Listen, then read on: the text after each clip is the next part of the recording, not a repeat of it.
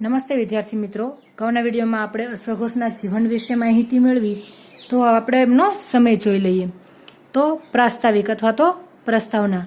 સંસ્કૃત સાહિત્યમાં જે કવિ કે લેખકો જે થઈ ગયા એ પોતે પોતાનો પરિચય ક્યારે પોતાની કૃતિમાં આપતા નહીં, જેના કારણે થઈને આપણે સંસ્કૃત સાહિત્યના વિદ્વાનો વિશે અથવા તો લેખકો વિશે એમના જીવન અથવા તો સમય વિશે જાણતા નથી. એના કોઈ નક્કર પુરાવાઓ, કોઈ ચોક્કસ આધાર આપણને પ્રાપ્ત થતો નથી. પહેલાંના સમયના જે કવિઓ જે થઈ ગયા એ એવું માનતા હતા કે પોતાનું નામ છે એ કૃતિમાં લખવામાં આવે તો આત્મશ્લાઘા થઈ જશે. એના કારણે થઈને તેઓએ પોતાનો પરિચય ક્યારેય આપેલો નથી. તેમ છતાં એમણે જે કૃતિઓની રચના કરેલી છે એના આધારે આપણે જોઈએ કે એ કયા સમયમાં થઈ ગયા છે. તો આપણે અશ્વઘોષના જીવન વિશે જોઈએ. તો સૌથી પહેલાં જોઈએ પ્રાસ્તાવિક અથવા તો પ્રસ્તાવના. અશ્વઘોષ પ્રાચીન કવિ છે. એના સમયનો નિર્ણય કરવાના નક્કર પુરાવા મળતા નથી. શું કહે છે? પ્રાચીન કવિ છે અશ્વઘોષ, એટલે એના સમય વિશે કોઈ આપણને નક્કર એટલે કોઈ ચોક્કસ પુરાવાઓ આપણને મળતા નથી. બૌદ્ધ ધર્મમાં પ્રચલિત પરંપરાઓ પરથી તે અલગ અલગ રીતે અશોક પછીથી 300, 350, 400 કે 500 વર્ષે થઈ ગયેલો સમજાય છે.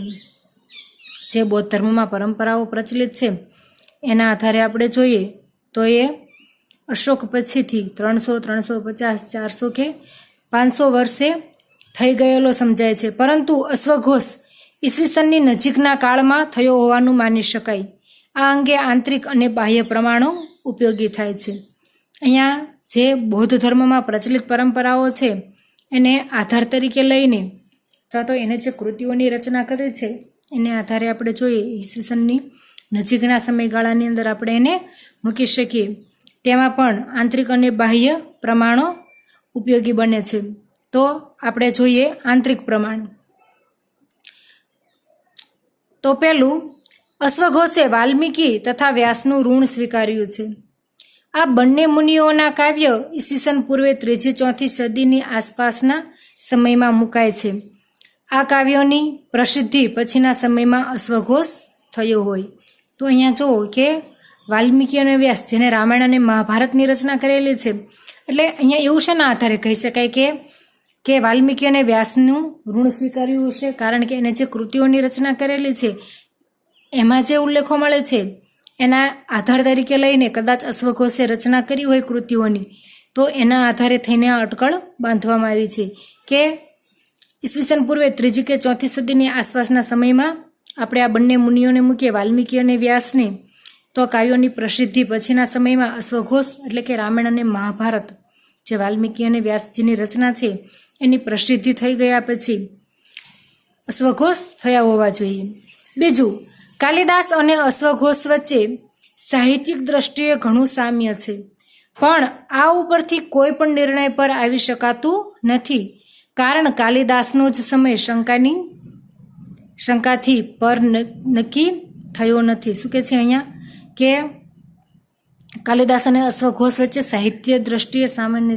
કાલિદાસ જેને 7 કૃતિઓની રચના કરેલી છે એમાં મહાકાવ્યો 2, ઋતુકાવ્ય, ખંડકાવ્ય અને નાટકો. કાલિદાસે આવી કૃતિઓની રચના કરેલી છે અને તેની કૃતિ અને અશ્વઘોષની કૃતિઓ છે તો એમાં સાહિત્યની દ્રષ્ટિએ ઘણી સમાનતા જોવા મળે છે. પણ આ ઉપરથી કોઈ નિર્ણય લઈ શકાય નહીં કે કાલિદાસના સમયમાં થઈ ગયા હશે કે કાલિદાસ પછી થઈ ગયા હશે, એવું કહી શકાય નહીં. કારણ કાલિદાસ ઉપર આધાર રાખી શકાય નહીં. કેમ? તો કે કાલિદાસના સમય વિશે પણ શંકાથી જ જોવામાં આવે છે. એનો કંઈ ચોક્કસ પુરાવો પણ આપણને પ્રાપ્ત થતો નથી.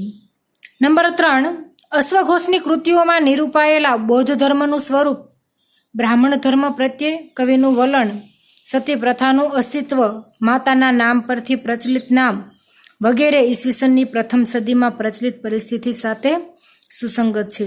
જો અહીંયા બૌદ્ધ ધર્મની વાત કરીએ તો અશ્વઘોષની કૃતિઓમાં જે બૌદ્ધ ધર્મનું સ્વરૂપ છે, બ્રાહ્મણ ધર્મ પ્રત્યે એમને જે વલણ છે, જે પક્ષપાત છે, અને એ સમયમાં સતી પ્રથાનું અસ્તિત્વ, માતાના નામ પરથી પ્રચલિત નામ, આ જે ઉલ્લેખો મળે છે તો એ ઈસવીસનની પ્રથમ સદીમાં આ પ્રચલિત પરિસ્થિતિ સાથે સુસંગત છે, એટલે કે એ પ્રથમ સદીમાં આ બધા રીત રિવાજો છે એ હતા.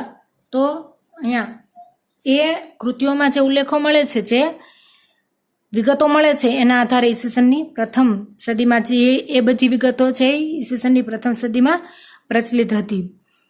નંબર 4, કાવ્ય તથા નાટકોમાં વપરાયેલ સાદી તથા સરળ ભાષા પાણીની સિવાયના વ્યાકરણની પરંપરાનું અનુકરણ છે. નાટ્યશાસ્ત્રના નિયમોનું પાલન, અપ્રચલિત શબ્દોનો પ્રયોગ કરવાનો શોખ વગેરે પરથી આ રચના ઈસવીસનની પ્રથમ શતાબ્દીમાં થઈ હોવાની છાપ ઊભી થાય છે. અહીંયા કાવ્ય અને નાટકમાં વપરાયેલ સાદી અને સરળ ભાષા, તો કે પાણીનીએ જે વ્યાકરણના નિયમો આપેલા, નાટ્યશાસ્ત્ર વ્યાકરણની પરંપરાનું અનુસરણ કરેલું છે, તો એને અનુલક્ષીને અશ્વઘોષે કૃતિઓની રચના કરેલી લાગે છે. નાટ્યશાસ્ત્રના નિયમોનું પણ એને પાલન કરેલું લાગે છે. અપ્રચલિત શબ્દોનો પ્રયોગ કરવાનો શોખ વગેરે પરથી આ રચના ઈસવીસન, એટલે એ જે વિગતો આપણને કૃતિઓમાંથી પ્રાપ્ત થાય છે, તો એના આધારે ઈસવીસનની પ્રથમ શતાબ્દીમાં થઈ ગયા હોવાનું આપણે એને કહી શકીએ. નંબર 5, બુદ્ધચરિતના છેલ્લા સર્ગ પરથી સ્પષ્ટ થાય છે કે અશ્વઘોષને ધર્મસંગીની માહિતી છે. આ વિગત પણ કવિને પ્રથમ સદીનું હોવાનું દર્શાવે છે. અહીંયા બુદ્ધચરિતના છેલ્લા સર્ગમાં જે ધર્મ પ્રત્યે અશ્વઘોષને પ્રીતિ છે, તો એના આધારે આપણે જોઈએ તો પણ એ વિગત પણ કવિને પ્રથમ સદીને હોવાનો નિર્દેશ કરે છે. નંબર 6, ભાસના પ્રતિજ્ઞા યોગંધરાયણ નાટકમાં કાષ્ઠાદગ્નિર જાયતે મથ્યમાનાથ શ્લોક આવે છે. આ શ્લોક બુદ્ધચરિત 1360 કાષ્ઠહી મથ્યન લભતે હુતાશમ સાથે સામ્ય ધરાવે છે. જે ભાસના નાટકમાં પ્રતિજ્ઞા યોગંધરાયણમાં કાષ્ઠાદ અગ્નિ જાયત એટલે લાકડાને બાળવાથી, મથ્યાદ જાયત એટલે કે અગ્નિ ઉત્પન્ન થાય છે, તો એનો એ જ શ્લોક છે અહીંયા કાષ્ઠમી મથ્યન લભતે હુતાશન. એ જ શ્લોક છે એ બુદ્ધચરિતમાં પણ જોવા મળે છે. તો બુદ્ધચરિતની સાથે એને અહીંયા ભાસની કૃતિમાંથી એને પ્રેરણા મેળવી હશે કે કેમ, એ પણ એક આપણે લઈ શકીએ. આગળ છે બાહ્ય પ્રમાણ. અશ્વઘોષ કનિષ્કના દરબારના 3 રત્નોમાંનો એક હતો. કનિષ્કે બોલાવેલી બૌદ્ધ ધર્મની સંગીતી એટલે કે સભાનો તે અધ્યક્ષ હતો, એવી એક પરંપરા છે. કહેવાય છે કે અશ્વઘોષ છે એ કનિષ્ક દરબારના 3 રત્નોમાંનો એક હતો, એટલે કે અશ્વઘોષ એક રત્ન સમાન હતા. અને કનિષ્કે બોલાવેલી બૌદ્ધ ધર્મની સંગીતી એટલે કે બૌદ્ધ ધર્મની જે સભા બોલાવેલી હતી તેનો તે અધ્યક્ષ હતો, એવી એક પરંપરા છે. બીજું, માતૃચેટે અશ્વઘોષની શૈલીનું અનુકરણ કર્યું છે. બુદ્ધચરિત 12:111માં આવતા વ્યાવસાય દ્વિતીયેન સમાસમાં તેણે કરેલા અનુચિત ફેરફાર અને ઉપયોગે બહુ જ ધ્યાન ખેંચ્યું છે. માતૃચેટ કનિષ્કનો સમકાલીન હતો. આ માતૃચેટનો ઉલ્લેખ છે કે એને અશ્વઘોષની શૈલી, અશ્વઘોષે જે કૃતિઓની રચના કરેલી છે, એને જે શૈલી અપનાવી છે, એ શૈલીનું અનુકરણ છે એ માતૃચેટે કરેલું છે. અને આ માતૃચેટ છે કનિષ્ક, એટલે કે જેના કનિષ્ક રાજાના દરબારમાં અશ્વઘોષ રાજકવિ તરીકે હતો, તો આ કનિષ્કના સમકાલીન હતો, એટલે કે અશ્વઘોષને એને સમકાલીન કહી શકાય. 3, બુદ્ધચરિતનો ધર્મરક્ષે ઈસવીસન 420માં ચીની અનુવાદ કર્યો. ઇત્સિંગ તથા હ્યુએનસંગ પણ અશ્વઘોષને અત્યંત વિદ્વાન અને લોકપ્રિય કવિ ગણાવે છે. પરભાષામાં અનુવાદ યોગ્યતા અને લોકપ્રિયતા મેળવતા ખાસો સમય લાગે એ દ્રષ્ટિએ પણ અશ્વઘોષને ઈસવીસનની શરૂઆતમાં મૂકી શકાય. અહીંયા બૌદ્ધ ધર્મની વાત છે કે બુદ્ધચરિતનો ધર્મરક્ષક એટલે કે ધર્મની રક્ષા કરનાર એનો ઈસવીસન 420માં ચીની અનુવાદ કરેલો છે. તો એને આધારે ઇત્સિંગ તથા હ્યુએનસંગ પણ અશ્વઘોષને અત્યંત વિદ્વાન અને લોકપ્રિય કવિ ગણાવે છે. નંબર 4, અશ્વઘોષને કાલિદાસનો પુરોગામી કદાચ માનીએ કે અનુગામી, તો પણ સમયની દ્રષ્ટિએ અશ્વઘોષની બાબતમાં ફેર પડતો નથી. કાલિદાસને ઈસવીસનની 5મી કે ઈસવીસન પૂર્વે 1લી સદીમાં થઈ ગયેલો માનવામાં આવે છે. આથી અશ્વઘોષને ઈસવીસનની પ્રથમ સદીમાં મૂકવામાં વાંધો આવતો નથી. હવે અશ્વઘોષ જે છે કાલિદાસ પહેલા પુરોગામી અથવા તો અનુગામી એટલે કે એના પહેલા થઈ ગયેલા છે કે પછી થઈ ગયેલા હશે એમ કોઈ પણ રીતે મૂકવામાં આવે તો એમાં કોઈ ફેર પડતો નથી, કારણ કે કાલિદાસનો સમય પણ નિશ્ચિત નથી. એને ઈસવીસન પૂર્વે 1લી સદીમાં થઈ ગયેલો માનવામાં મૂકવામાં પણ કંઈ વાંધો નથી.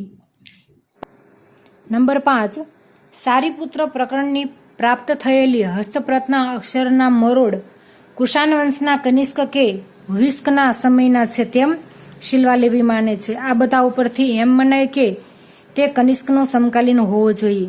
કનિષ્ક વિશે કાલનિર્ણય ચોક્કસ નથી થયો. કનિષ્કે ઈસવીસન પૂર્વે 56માં શક સંવત શરૂ કર્યો હતો. વિદ્વાનો કનિષ્કને તેને ઈસવીસનની પ્રથમ શતાબ્દીના છેલ્લા ચતુષ્પાદથી બીજી સદીમાં પ્રથમ ચતુષ્પાદ સુધીમાં ગણાવે છે. આથી અશ્વઘોષને પણ આ જ સમય દરમિયાન ગણી શકાય. તો અહીંયા અશ્વઘોષ જે છે એ કનિષ્કનો એક રત્ન સમાન હતો એવું કીધેલું છે. તો એનો કનિષ્કનો સમય પણ કાંઈ નક્કી થતો નથી, કારણ કે એનો પણ કોઈ ચોક્કસ પુરાવા મળતા નથી. હવે પૂર્વ અને ઉત્તર સીમા. અશ્વઘોષને અશોકાવદાન ગ્રંથની જાણ હતી. આ રચના ઈસવીસન પૂર્વે 150થી 100 સુધીમાં થયેલી મનાય છે. આ દ્રષ્ટિએ અશ્વઘોષના જીવનકાળની પૂર્વ સીમા નક્કી થાય છે. બુદ્ધચરિતનો ચીની અનુવાદ ઈસવીસનની 5મી સદીમાં થયેલો, આનાથી તેની ઉત્તર સીમા નક્કી થાય છે. તો આ રીતે અશ્વઘોષના સમય વિશે વિદ્વાનો જુદી જુદી રીતે અટકળો બાંધે છે. એમની જે કૃતિઓ છે અથવા તો એને જે કૃતિઓમાં જેનો ઉલ્લેખ કરેલો છે તો એવા કાલિદાસ, કનિષ્ક રાજા વગેરેને ધ્યાનમાં લઈને એનો સમય નક્કી કરવાનો પ્રયાસ કરેલો છે. તો આપણો પ્રશ્ન પૂર્ણ થાય છે. અસ્તુ.